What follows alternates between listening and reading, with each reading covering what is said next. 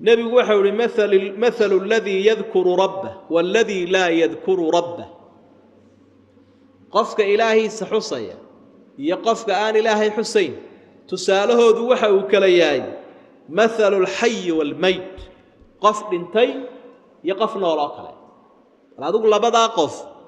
اسبربر دق قفنا ونولياي قفنا ودنتي قفك إلهي حسوسنا يقولون عرب كيس وكوعل علينا يذكرك فايدوين كيس ذكرك وحكم ذا إن هذه تشير عربك أتكب حسده عربك وحب النار تمرنا ولي هدا ذكرك كب حين ويدو دي واحد كب حين يساون شيخ شرعه هدي خيرك وكم مقناضو iska joogi maayo uu daldalmi oo nagnagtiisii u wadaya marka sharun buu bilaabaya marka labada qof dhintay iyo qof nool oo kale ka kala dhigan yihiin qofka ilaahay xuseeyo ka aan xuseey sidee uga dhigan waxa weeye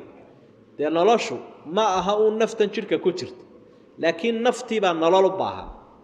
nafta laftigeedu nolol bay u baahan nafta nolosheeduna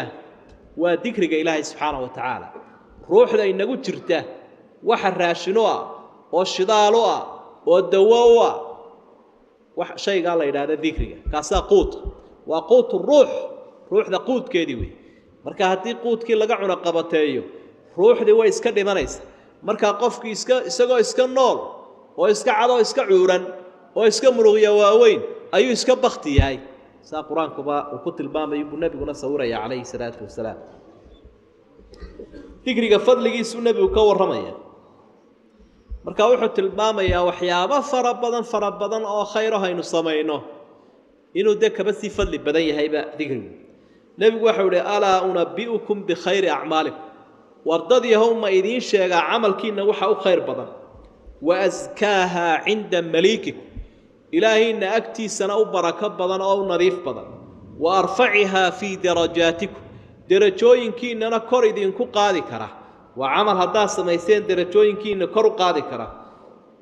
وخير لكم من إنفاق الذهب والورق إذا كان خير بدن إن العق بحسان أو الذهب بحسان أو الصدقة بحسان بابو إذا كفد لبدنيه هاي وخير لكم من أن تلقوا عدوكم فتضربوا أعناقهم ويضربوا أعناقكم إذا كان خير بدن إن عدو الله كلنتانو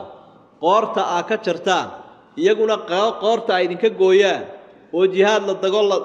galo la dagaalamo qaalu bala ya rasuul allah qala dhikrullah ta'ala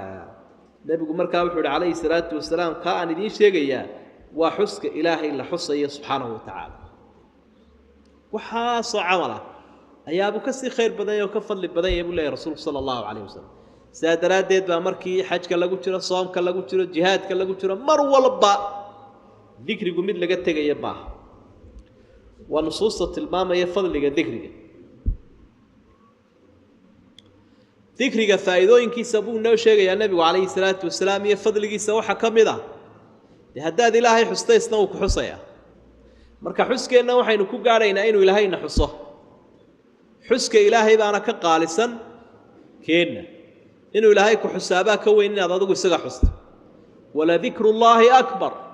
حسك إلهي أدون كيسا وحسيو أيها كوين كأدونك بإلهي حسيو